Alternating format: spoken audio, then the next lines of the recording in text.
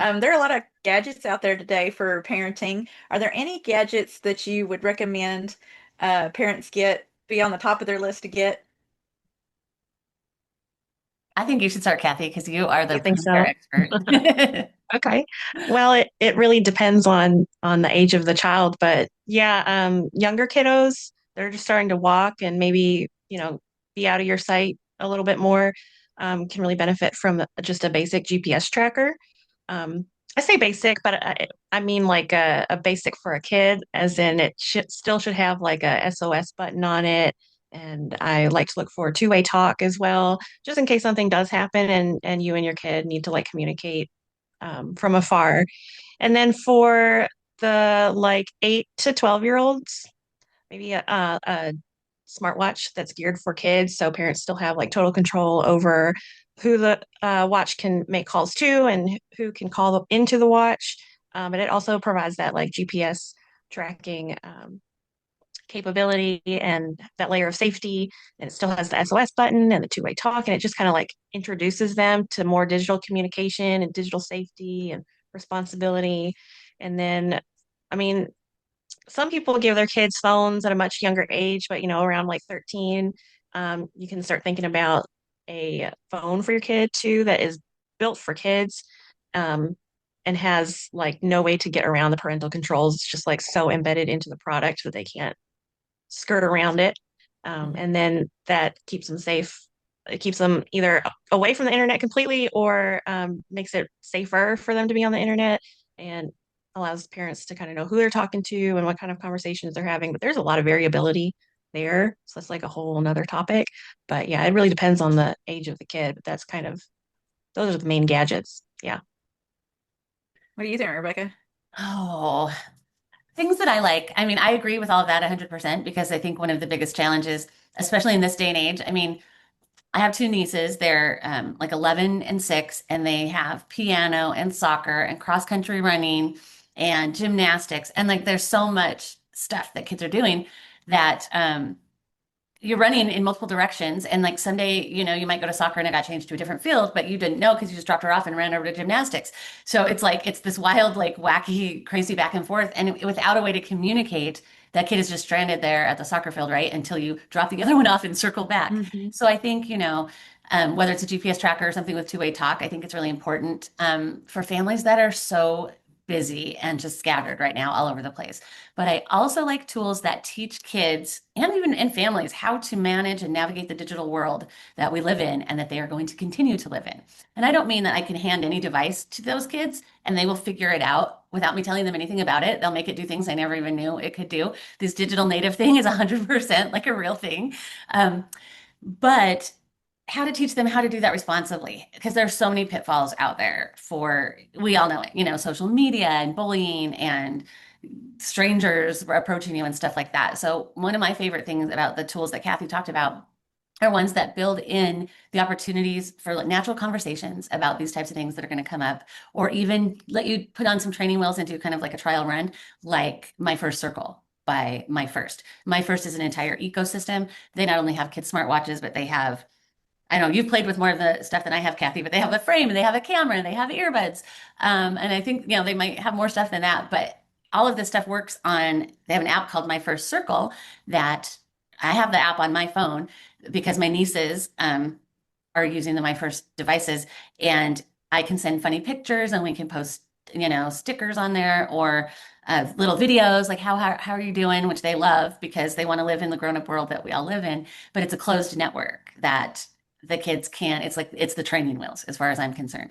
So I think parents need to think about this stuff from very, very early ages because you're out in restaurants, you're on the airplane, you're anywhere, kids have iPads. Would they have iPads? They have their parents' phone. And for good reasons, we need them to sometimes just sit and be still and take care of themselves. This is an easy way to do it. It feels like a slippery slope, but I think that you need to not just be worried about the technology that it does what you want it to do to stay in touch with those sorts of things.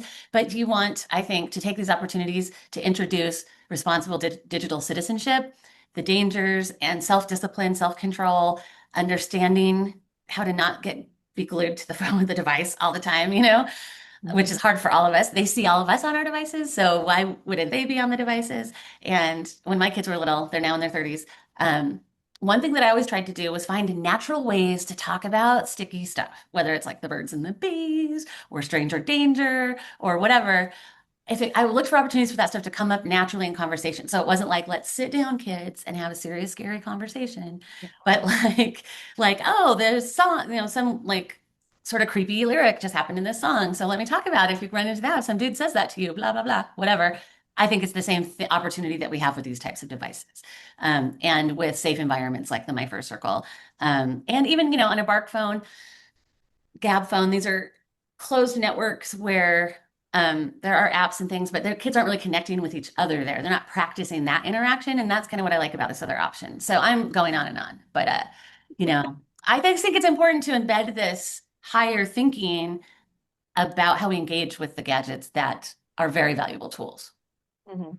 Yeah, that's a really great point. And what I love about the My First Circle and other like closed networks is like kids can interact on there and make posts, and it's all just like friends and family and very safe. But if they were to post something that's like gives up a little bit too much private information, or is just like not really something that you would want them to put online, you have the opportunity to say, hey, we shouldn't make that kind of a post, or we shouldn't share that kind of information. I know you were really excited to talk about XYZ, but that's something we shouldn't put online. So it gives you an opportunity to let your kid make those mistakes in a really safe environment, and then have those natural learnings and consequences and have those conversations, like you said. So yeah, my first is onto something good with that. I Yeah. like it. 100%. I love that you brought that up. I think that they can make those mistakes and it's not going to live on the internet forever. Like it's Yeah. not out there because, like post that one bad, wrong photo that you should have never posted. And even if you take it down, it's out there somewhere. So they're not Hmm. making those mistakes in that like permanent way, which is a really cool point that I hadn't thought about. Yeah. Yeah. Sorry if I Do you- strayed too far from your question. No, it's okay. These days, parents are doing a new trend of 90fying. I can't talk. Making everything 90s again. Right. So landlines, flip phones, things like that. Um, do you think that's a viable option, or do you think that's just a pie in the sky thing that we just wish we could go back to the 90s? Do kids like really need their smartphones and all their smart tech, or can we actually maybe wind it back a little bit? Well, like Rebecca was saying, like we do live in a digital world, so they do need to learn how to do this stuff. And it's up to parents to teach kids and give them the training wheels and the right devices at the right time.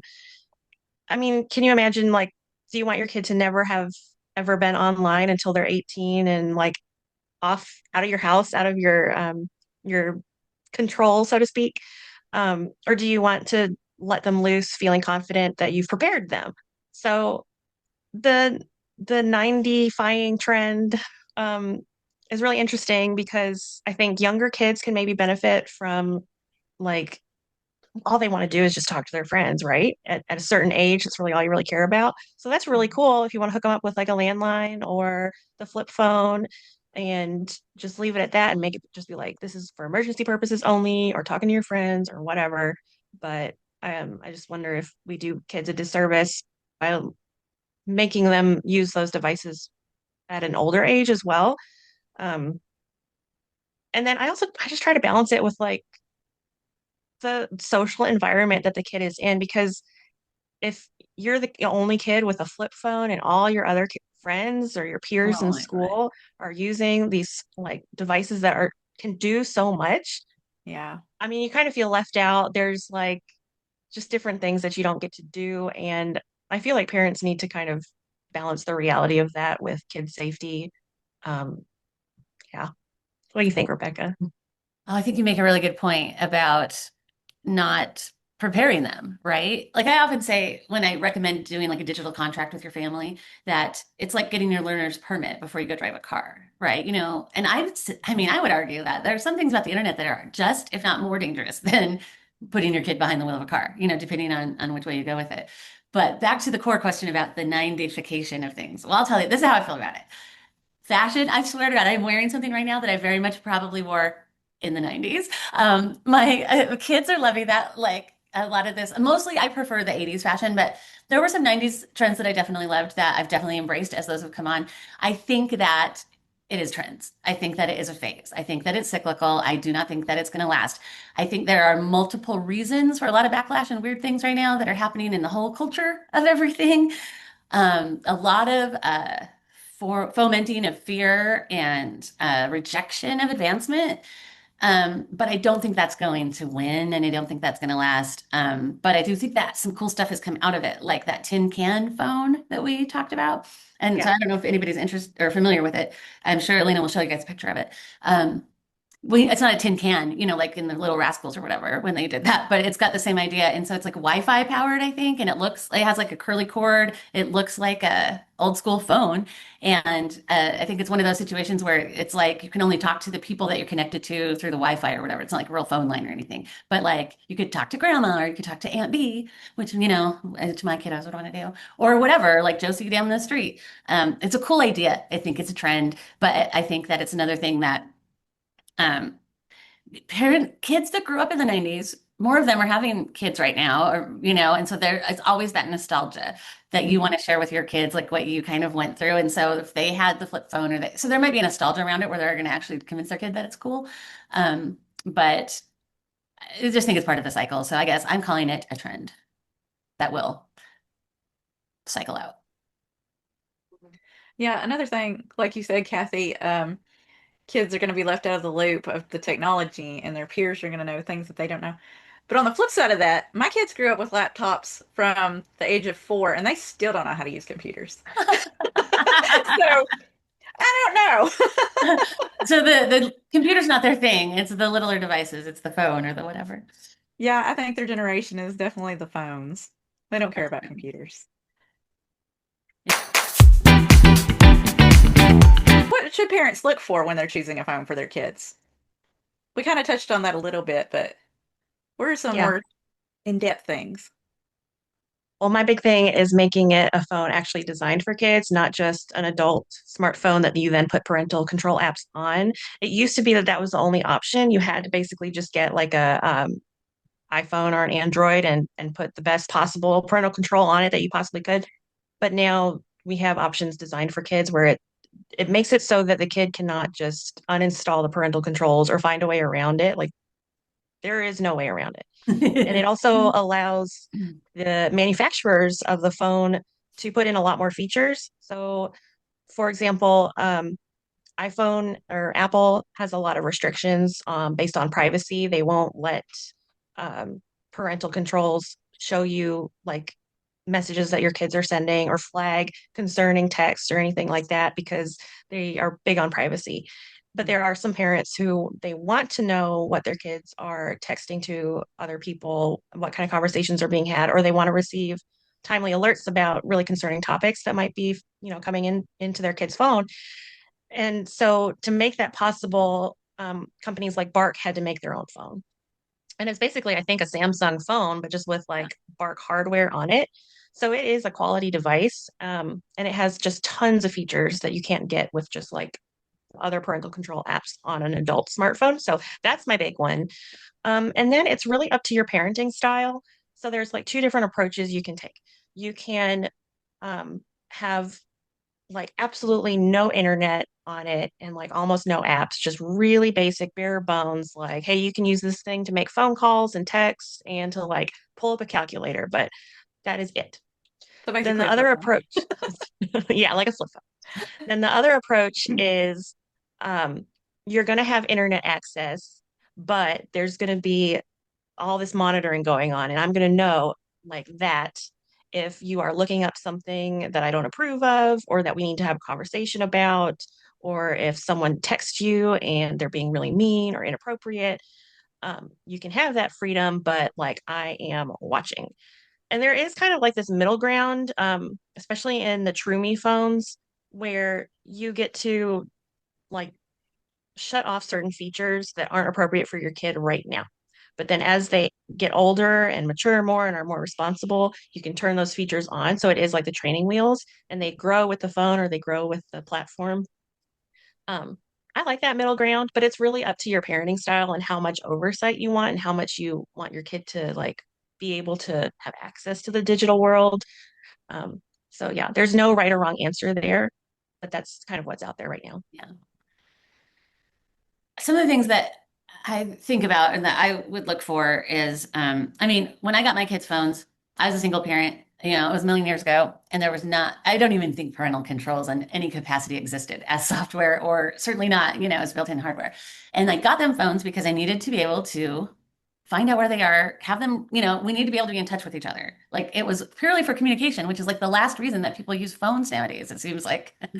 Um, so I would want to make sure that, and it, so the way that I exerted control over the phone is that I paid for the account, right? And I was like, if I call you or I text you or I do anything on this phone and you don't respond to me, I'm going to take it away or I'm going to turn it off because I could turn off the data like remotely. It was the only power that I had.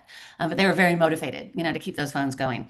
And so I kind of like the idea of being able to still wield that kind of power. Like the kid knows why they have a phone. It isn't to hang out with their friends. It's like for this other reason, and then they kind of get this bonus on the side. But along with parental controls, one of the parental controls that matters to me is the ability to decide who can be entered as contact on the phone. So I like when it's a case where like a lot of these phones, and you can tell me if I'm right or wrong here, Kathy. But there's like a desktop app that usually like the parent has, or an app on your phone, but sometimes you need to go to the desktop app to do some of that major oh my God, I can't even think of any words to enter contacts or whatever, or to get your history, like your reports, like to the activity reports and things like that. And so I like it when the kid, I was going to say the student, well, they could be your student, I don't know. Um, when if the kid can't add and delete contacts, like I want to be in control of that, so that all the emergency contact people are the main people that are in there. And then if they're adding friends or different things, then I know who they are, and I've like approved that's that kid, and I trust that communication is going to be okay.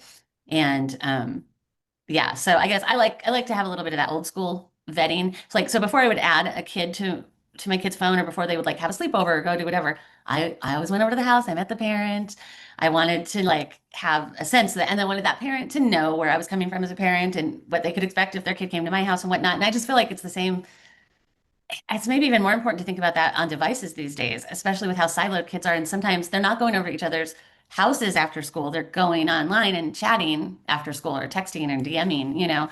Um, yeah. So again, I guess I like to just impose the real world onto the devices as much as possible. So I think that's important. I also think it's important. Look at data limits, look at things like the cost. That was another thing that was a big deal for me is I like remember one year my son, 1 year, 1 month, he probably went $300 over on data. Like they didn't check with me. They didn't let me know. Like data was just rolled over. It was Mhm. just like, we'll just expand the data and you'll be charged like $1 million. I don't think that happens horribly these days because they just don't have plans like that so much. But you could still get into trouble with things like that, like the ability to make purchases. If the student, oh my Lord, if the kid is on the open internet, and there's in-app purchases and things like that. So I think being able to control and lock down things like contacts, purchases, data overages, um, just to protect your pocketbook as a parent, because you're making an investment in these types of devices. And especially if you don't choose to go with a kid first device, I think you're at more risk of running into some of these problems. And there's just nothing worse than a giant bill that if you don't pay, the whole family is losing their coverage or losing their yeah, I guess coverage is the word. Like all the lines will be Mhm. shut off until you pay that off because the kid went crazy. And you don't, very few of us have 300 extra dollars that we weren't planning on to keep the phones on. So I think stuff like that is it still important to think about, even though it feels like kind of old fashioned. I think that stuff probably still exists a little bit. Yeah. Yeah. And I'd like to talk about some more specifics. Too, you got the wheels turning in my head, and I was like, oh yeah, there's this and this and this. So some of these are becoming more common features, especially in the phones that are actually designed for kids, but for a long time they were really rare. And some of them are definitely better than others. Definitely look for a phone that lets you approve app downloads before the kid can put them on their phone. So if the phone is connected to like the Apple App Store or the Google Play Store, they have to request your approval before the app will show up on their phone. And sometimes you got to watch for it. Sometimes the apps can be downloaded and used, and then you are expected to retroactively go back and like toggle them off. I Oh. like the ones where like it will not be downloaded onto the phone until you say so, say that it's okay. Some of the built for kids phones have like curated app stores where it's all just kid friendly stuff, and they might give kids a little bit more freedom to download whatever they want. And then screen time limits is the other big one. Uh, Everybody wants to balance, not getting their kid addicted to the screen, but then also teaching them how to use a screen since it's like, they're here to stay. It's part of our everyday life now. Um, Also consider what like reports you want. So the parental control dashboard, so the parent accounts, some of them go really in depth into different reports and will let you see a lot of data, including some of them will let you see um, full text messages. So basically, like your kid has no privacy between Yeah. the parent and the kid. Everything can be read, and that doesn't sit well with some kids. So it really depends on the relationship that you have with your kid, um, whether or not that is going to work for the two of you. Others, Bark, I think, is really the only one. Keep that private, but if there's something concerning, that's when parents will be able to read like that snippet. So make sure that it gives you the reports you want and that it gives you the notifications you want. So it's not helpful to have a notification that your kid was talking about drugs and alcohol 24 hours after it happened. Like you need it instantly. Right. And Mhm. then finally, the big one that's becoming a little bit more common, and it's really brilliant, I think, and Barker are the pioneers of this, like they are with a lot of things, is sexting prevention. And I really love the way Bark has approached this. So parents have the ability to turn the camera like completely on or off in their parental control dashboard on the Bark phone. But the camera itself in Bark has this like AI feature where if it detects that the phone is like taking a nude photo, it just like blacks out the entire photo and it will not let it save to the phone. That is So, awesome. yeah. And they also are constantly scanning photos, videos. I want to say they have the ability or they're working on the ability to scan like audio as well. Yeah. Like lyrics and music and that kind of thing for inappropriate content. So they just go above and beyond to make sure that kids are safe. So I would look for that sexting prevention. There are a few others that do something similar. So Bark isn't the only That's option, cool. but it's really cool. I have a question about make sure it has the notifications or the alerts or whatever that you want. Yeah. How how much is the burden or the ability on the parent to like, do you need to enter the stuff you're worried about and concerned about and want to keep an eye on? Or is there built-in stuff or is like a combination? Like what's most common? Most common is that you'll have little checkboxes for all these categories that you can receive notifications on or that they can screen for. Okay. And then you can say like, um, yes, tell me about this. Email me or text me whenever this happens. I think on some phones, and the brands are not popping to mind right now, they will let you say whether or not you want to hear about every instance of it or just like the most serious circumstances. So like if your kid shares an emoji that could go either way, um Those maybe you're not eggplants. going to get bombarded, yeah, with a notification about it, but if it's like they're explicitly talking about something that you don't want them to talk about, Yeah. then you'll know. And you also have to think about like, do you want text or is it more convenient for you to get emails about this stuff? So some of us are like constantly, our emails are constantly open and our phones are away. And for other people, it's the opposite. Like their Yeah. phone is the best way to reach them. So you kind of have to think about what's best for you. That's smart. Yeah. I just wanted to pipe up another like opinion that I have about the phones that or any whether it's a parental control software, anything that gives full act that kind of operates like spyware. So I do not like stealthy parental controls that the kid doesn't know are there and that give you full access to everything. And I was a parent to a child that was in ended up we had troubled times and we had scary things going on and part of me wanted full access like wanted that it wasn't possible but I found other ways to deal with that and put in protections in place and also start having those real conversations with my kid and trust was rebuilt both ways for us that way and I think that if you literally spy on your kid digitally, they are going to find out about it. And there is going to be a huge erosion of trust there, which is such a missed opportunity for you to teach them all the stuff we're talking about wanting to teach them. And so I never recommend something that can be used as spyware. Or if it's still a really good tool, I strongly, strongly encourage parents to really think about going that route, what the pros and cons of that are. And I just think it's hard to talk about this stuff. And so it's great avoidance if you, avoidance on one end, if it's real uncomfortable to talk about it, and all the control. I mean, all like you feel like the more information you have, the better you're going to be able to protect that kid, right? But I think there's a risk of their ability to trust your protection is at risk in those sorts of situations. So, anyhow. Yeah, that's a great point. Yeah.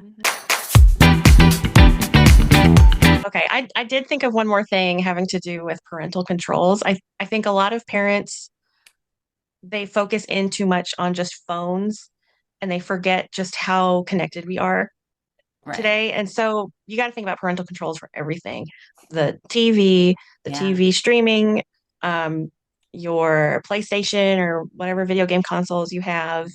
Your And even like, subscription services, even like, because you can make different settings in YouTube or like Netflix and set up yeah, different accounts that have different limitations. Yeah.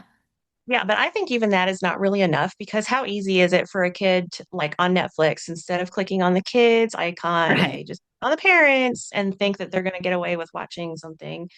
Um, and Right. it's so easy to find stuff, that's And these are mature digital on natives. these They know streaming how to services. figure it all out. Yeah, Like, and even if you put a pin on your TV, kids are yeah. smart. They know the pin. One day you're busy, you end up telling them the pin just to get them to take care of themselves for a second. Next thing you know, you're hiding the remotes so that they can't do anything without you, and then they're climbing up and getting the remotes. I mean, There's kids another are crafty, safety risk right right? there. Yes. Hmm. Anchor the They furniture if could you're hiding the fall. remote. Yes. So it just, you need like a multi-level approach. Right. And like, this is not an advertisement for Bark, but I do think that they do a really good job of making an ecosystem where you have the devices you need to lock down your router and just your Wi-Fi and everything in your home. And you have the apps that you can download specifically on devices, and you can get a phone and blah, blah, blah. So even if you don't go with Bark, like you need to be thinking about what is the device I'm going to put on my router to protect everything that's connected to my Wi-Fi. What are the apps I'm going to put on the tablet? And even like consider talking to your kid's school to find out like, okay, I don't even really know how it works these days. Like, do kids still have computer labs? I don't know. I'm kind of out of the loop, It but depends on the I'm school and the imagining, age. yeah, Like in grade I'm school. Yeah. okay. I'm imagining kids going to like a library and having like desktop computers and stuff. But like, as a parent, I would be concerned about, is my kid able to go there and do some of the like stuff that I'm not allowing them to do, just so that they're not can do it unsupervised. Right. So are they circumventing all of my efforts to try to keep them safe, and they're still going to explore and do all these things behind my back because they don't want to talk to me? So I would even talk to the schools and be like, what are your parental controls? What's that Right. situation like? So I'm about to turn 35. I'll share a personal story. I grew up with Neopets. Did either of you do anything with Neopets?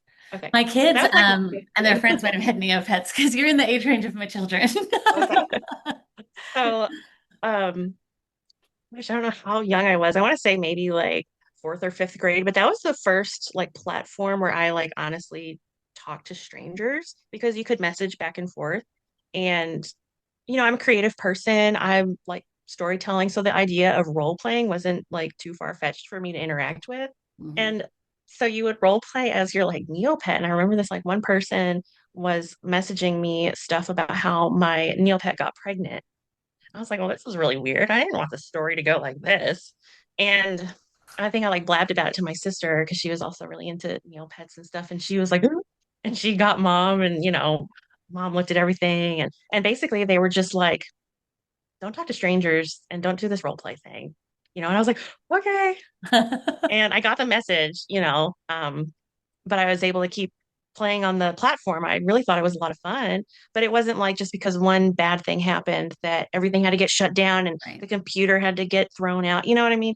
So they just had a conversation with me about how like somebody was being inappropriate with me and that was not okay and I needed to watch out for that kind of stuff. So And That's an I took excellent it really power. seriously. So I love that. yeah, Well, I feel like you were kind of probably a little rule follower girl. I was. I am. Yeah. Yeah. Oh, funny. My kids played some penguin thing. That penguin. Did your kids do that? Club Penguin. Club penguin. Yeah. That was their favorite. Yeah. Yeah. That, Like, I don't want to make it too heavy, but the chat GPT stuff is ridiculous. Like kids are losing their lives over this. And the response has not really been great, I think, from the chat GPT and etc. companies. But just to like recap some of the stuff that's happening, like I've looked up some different instances. There was they're all ugh, it's so hard to talk about. Anyway, let me like just backtrack a little bit. So the problem is that ChatGPT seems like there's like an emotional intimacy behind it, and it's not. It is a robot. It is not a person. But that is really hard even for adults to understand because it says all the right things. It responds to you right away, but it's not reading your emotions. It can't read the subtleties behind your messages. But there's like researchers from like Stanford who have been studying this and found that people really struggle to understand that this is not like a stable relationship. This is a robot that just kind of yeah. tells you what you want to hear, to be honest.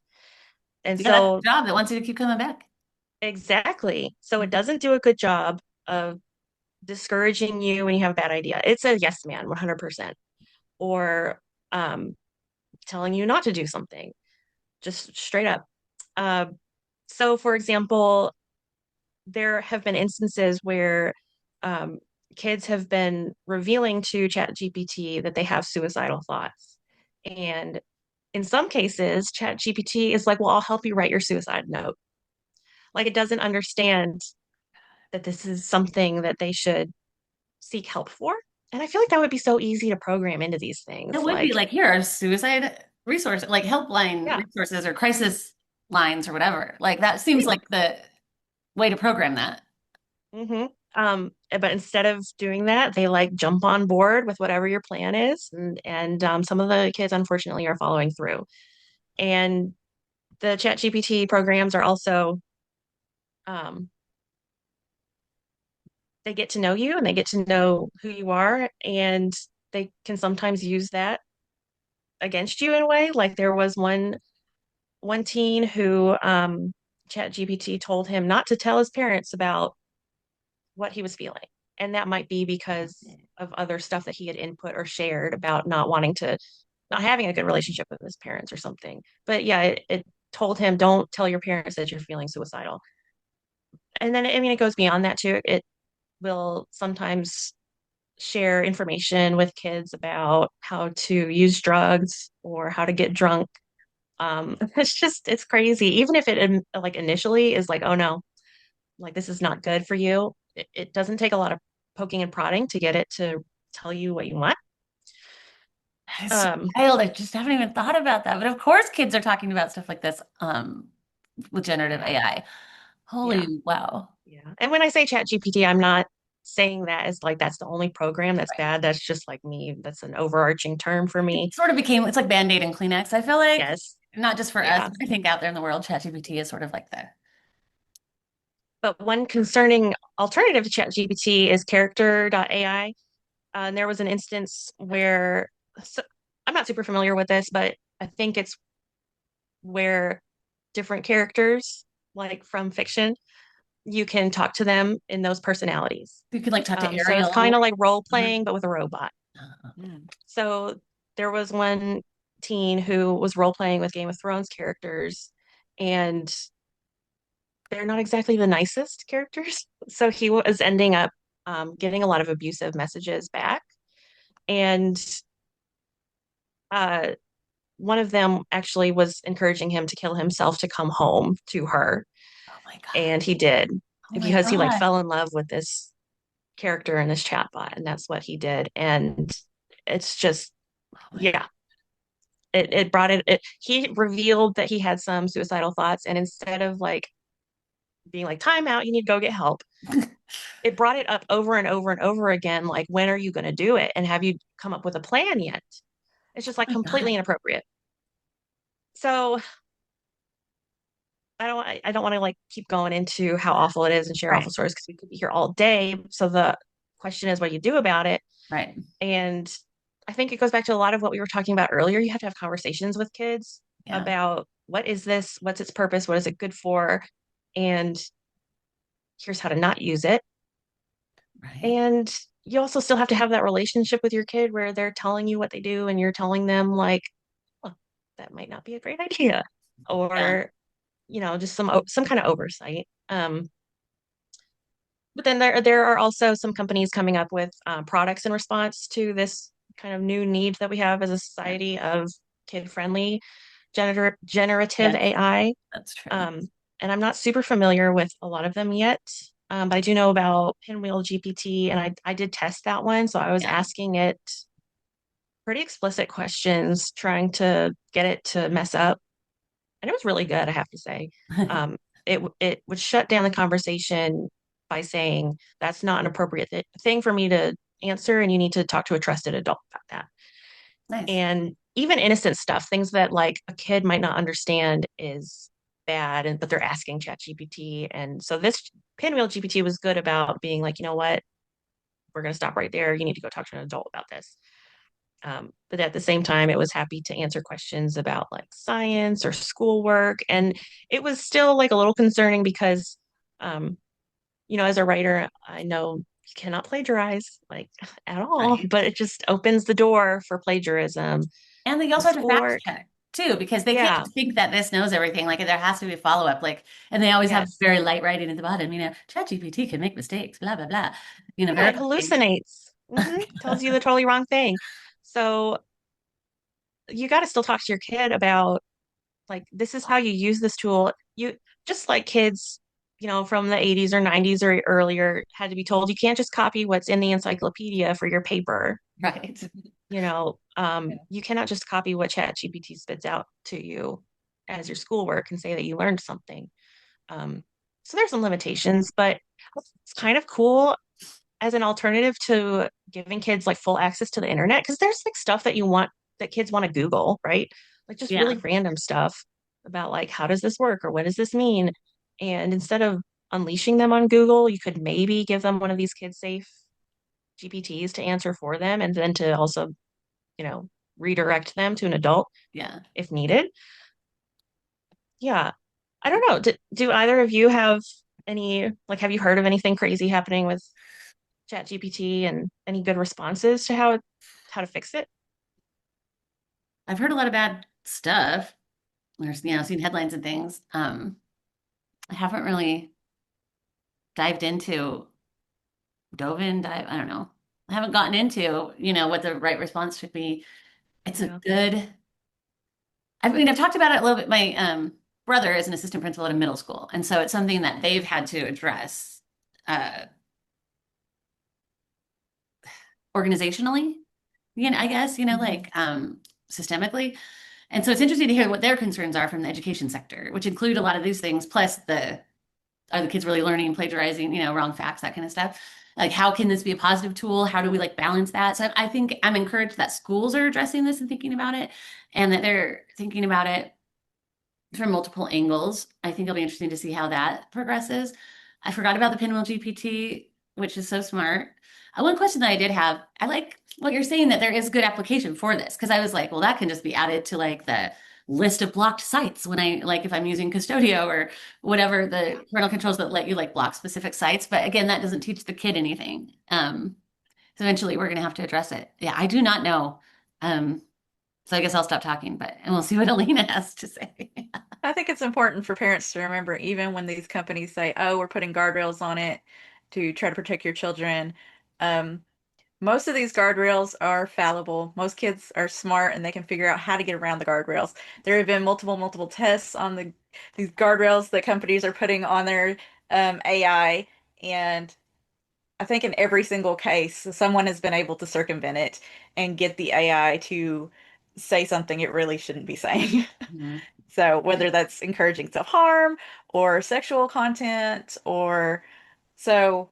do not trust the AI companies when they say they're fixing the problem because Right. they really aren't. Yeah. So, I have heard that it's often just a simple matter of logging out and making a new account, and the kid can get right back to whatever they were doing before. So if they, Oh, and the bad thing is too, if the kid has access to the internet on another device, like at school or at a friend's house, which goes back to what Rebecca was saying about knowing your children's friends and their parents and their parenting style. Um, they can, I mean, a simple Google search shows you how to get around a lot of these things, oh including just my parental God. control apps. Like Reddit is full of Right. kids wanting to know how to stop the parental controls. Um, so if they're motivated, they're going to find a way around it. Yeah. mhm. So true. Yeah, so true. Yeah. It's wild. But the point is, I think that education all around for parents and for kids is the basis of living safely in this sort of Yeah. an environment or any environment, communication and engagement. I mean, Yeah. we're not beholden to horrible, scary things running in and taking over and destroying our lives and our kids' lives. It doesn't have to be all doom and gloom. We're not trying to fearmonger, but you cannot combat or counter or facilitate against a problem if you don't know what the problem is. So I do think Yeah. it is important to talk about this stuff that you brought up, Cathy, and create. I always say when I'm talking to reporters or anyone about about whatever our safest cities reports or whatever, they a lot of this we want to inspire conversations. We want people to be thinking about this stuff and start having that conversation and start engaging in how to create that safer life at home and in your community, like Yeah. so Mhm. yeah, so it can feel really heavy. And we study this stuff Yeah. all the time. We're reading all the bad stuff, trying to find out how best to educate our readers and our viewers and the companies we work with. We really are able to have dialogues with people that are inventing things. Um, and so it can feel heavy and significant They and like can. overwhelming and scary. So I guess I just always like to put a little caveat that the sky is not falling. No. And there's a weather report. We can pay attention. And, there's Yeah. a lot that you can do if you're proactive. That keeps you Yeah. and your family and your kids safer. So, Yes.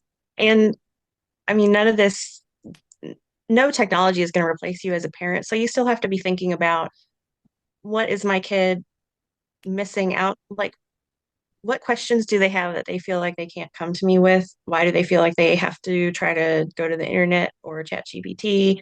And how can I approach that topic with them? How can I make our conversations or their questions less scary? Like, um, it goes back to a lot of what you said about building trust. Like if someone is using ChatGPT because they're missing some kind of emotional intimacy or friendship, like what can you do as a parent to help your child make more friends and yeah. get off ChatGPT and more into the real world with those real relationships? Um, so it's not, no, the sky isn't falling, but it is a good indicator that maybe you need to have a conversation and you need to slow down and pay attention for a second and just see what your child needs and 100%. how to meet it. Yeah. Yeah, I absolutely agree with that. I just always try to, I guess I have to say those things for myself also, that when all I'm reading is bad Yeah. news, that Yeah. there's the other But you side. don't, I'm just projecting, at the end of the day, it's always going to be about me for me, probably. So. well, I mean, you're right. Being a parent is hard enough as it is, and we don't want people to think that they have to like grab every device and like throw it out the Right. window and stomp it Yeah. to shreds because it's going to ruin their kid and their kid's going to be awful and oh my gosh. But yeah, just know what the dangers are and how Yeah, to talk to your kid. Most of us make it through okay, you it's know. true. And that's true. And most of the time, things are all right. Yeah, thanks for having this conversation. I'm sure it's going to help a lot of parents and answer a So lot of yeah, questions. yeah, and send more questions our way if you want our opinion on stuff. Yeah. Or this, yeah, trigger something for you that you want to learn more about, or yeah, we're happy to engage. Yeah, testing this stuff is our job. So if there's something we can test or answer, figure out, let us know. Absolutely. Yeah. Oh, Sure. safety. Oh, yeah. Well, yeah, stay safe. Stay safe. Stay safe. Stay safe. Stay safe.